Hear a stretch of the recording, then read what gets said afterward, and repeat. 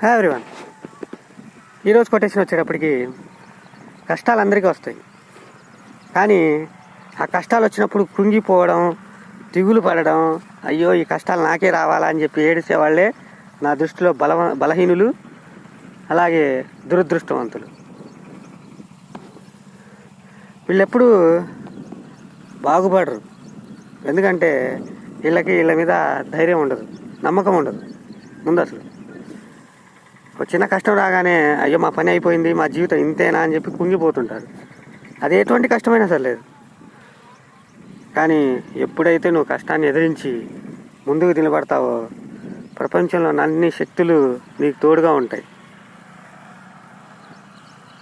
అర్థమైందా? అందుకని వీలైనంత వరకు ధైర్యంగా ఉండండి. కష్టాలు వచ్చినప్పుడు కుంగిపోకండి, ధైర్యంగా ఉండి ఆ కష్టం రాకుండా ఉండడానికి ఫార్ములాని వెతకండి. సొల్యూషన్ లేని